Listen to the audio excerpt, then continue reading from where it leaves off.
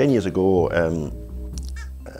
well, it was actually 12 years ago when I first started being the mascot, although it was a different mascot at the time.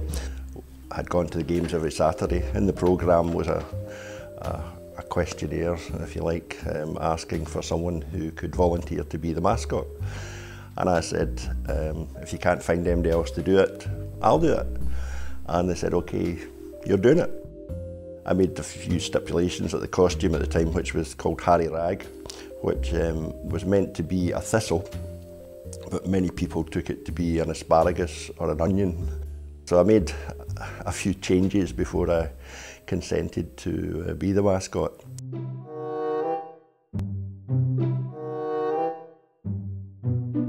People do tend to think that we are, the people behind the mascot suits are probably stupid and half-daft. During the week I wear a suit to work and have a professional job, so I guess people wouldn't see that as a typical image that you would have of a mascot. Campbell had asked if I could help him on the Saturday morning. I didn't realise what he was talking about, so I turned up and it was to do with the panda. You know, just walking about doing these stupid things. I thought it was a one-off, but 10 years later I'm still doing it. I think it kind of got round the work that, you know, I was quite fanatical about my football and supporting St Mirren, and I used to travel 2 hours to come to St Mirren games every week. People in the company started telling me that Robert was obviously the panda. I made a beeline for him to get the gig. The personality of PT sort of comes about. I suppose it must be a lot of my own personality, but it's quite strange because when you, particularly when you put the head on, you become a different person. You can do things in the costume that you'd probably get arrested for doing. You might say that you have to be a complete out-and-out attention seeker, but for me that's what the mascot's designed to do. We wanted to use the mascot to try and get the crowd in early. I've got great respect for Sammy the Tammy, who will not be filmed out of costume. Great respect for that. And people even now won't call it a bear. Of course, I mean, he isn't he is a little bear anyway, so he can't be out of costume. But it kind of looks like a bear. But the mascot anonymity thing has always been in place here at East End Park. It was described to me the year it came out as the Santa Claus effect. The fans were trying to find out, and eventually they just gave up because it was such a closely guarded secret. And we've had a lot of fun with that. In fact, I can go upstairs to the Legends Bar in East End Park and stand beside guys and they don't know it's me.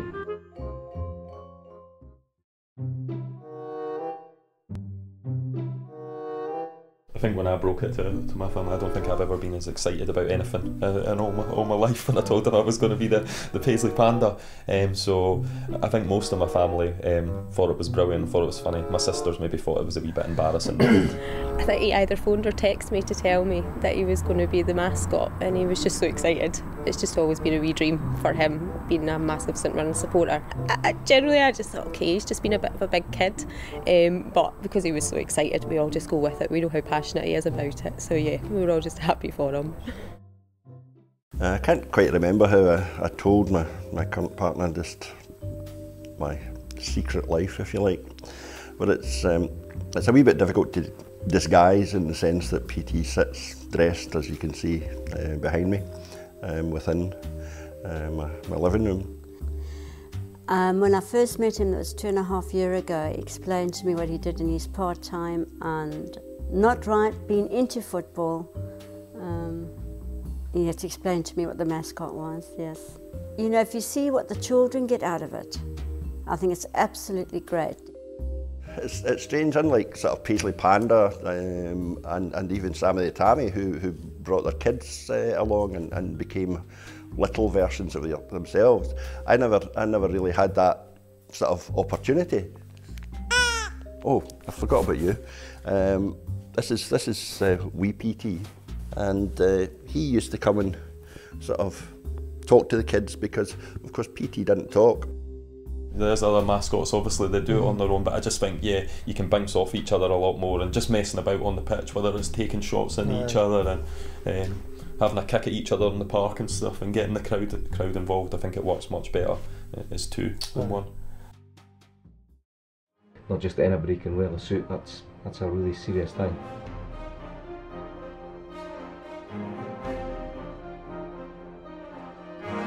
And it's very important to make sure you have this around the right way, otherwise you have a tail growing at the front. You become that character when you put that head on. A lot of people that have tried, put the head on, obviously find it very claustrophobic. And it's really hot, and you're absolutely sweating. See through the mouth. You just go deaf, it's maybe. like that, just tunnel vision. Yeah. You can't see the sides. It's just like that, really. There's next to no oxygen inside the head. No, it's really hot, and it can get very tiring. It's heavy. You're getting dehydrated by the second. It's really, really bad. Try to run about, because you're running about, kicking balls. But also, she couldn't move. When you moved to the side, just the hats fell off. So we really needed new suits. Yeah, it was embarrassing. I used to take them to my gran's in the summer. She would get her sewing kit out and she'd have to patch up. Gloves had holes in them. The heads were falling apart. All the fluff was coming out of them. She had to restuff them. It's bad. It was embarrassing. We've been trying for years to get the new suits. In some ways you're attached to them, but really no. It's just amazing to have the new suits. Although the heads don't stay on particularly well in the new suit. I noticed as against the air, my head fell off, so that was a bit embarrassing. So you have to adjust a little bit, I guess, with the new costumes. Yeah, quite sad that my suits away. Unbelievable the difference, just to have a nice, fresh suit. It's just kind of giving us new enthusiasm for doing it. We get ready into the costumes, into our changing rooms, which are quite posh, aren't they? A storeroom. Try and go in amongst the stand and in amongst the crowd and things like that. Steal their pies and their juice, etc. Embarrass people as much as we can. Yeah, I think a lot of mascots just they just stand there and they just kind of wave and they don't involve the crowd. I think we're quite interactive with the crowd. We try and get them involved. I still get a bit nervous every time I do it, probably. Aye, yeah. Maybe I'm more bothered about making sure people like it and are entertained. So the mascot was initially set up to do a 5-minute routine.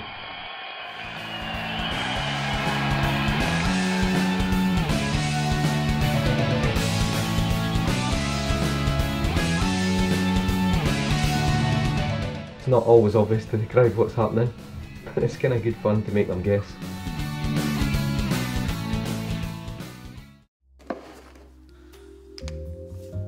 One of the things that I do have is the autograph that I do.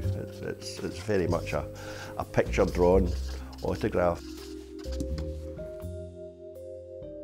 It's hilarious when photographs have been taken that you stand and you make this big grin, but you can't see the grin. There's always been the battle, I think, even in the papers going back years, about who's Scotland's #1 mascot. When you come to East End Park, the guy at the panel always introduces Sammy as Scotland's #1, and there was a mascot competition in the Kelvin Hall and Chick Young was there and I won that competition. I don't really think it's in doubt, is it? It's us. I think the Paisley Panda is one of these mascots that suffered from being deliberately controversial to attract attention to themselves. I think we've had running races in the past, so it's quite good because there's two of us and we can use one to trip him up and the other one can just run on and win the race. What people think it's funny to do with mascots is make them do like a 100-metre race against each other, and that's just about the most boring thing you can get mascots to do. Yeah, there is a bit of rivalry, but mutual respect as well. He's good at what he does, but yeah. Obviously everybody wants to be #1. Maybe they see that they've got some rivalry against me. I have no rivalry against anybody. The more people we've got doing it, the better.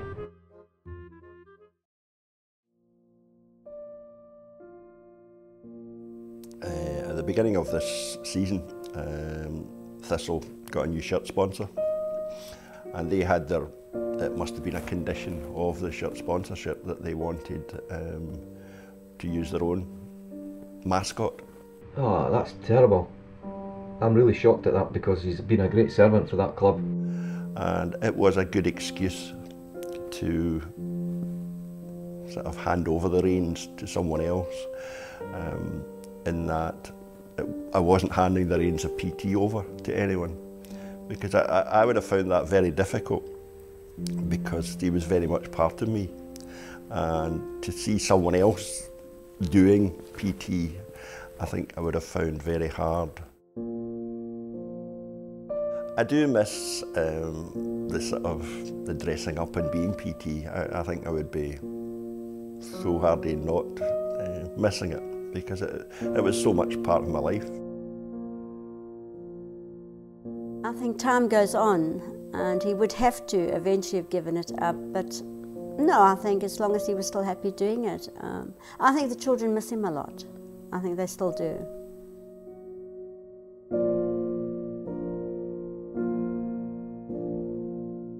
Kids smiling is the thing that I would like to remember that PT did for people, and there's no doubt that he did do. So that's definitely the thing I would like to be remembered for.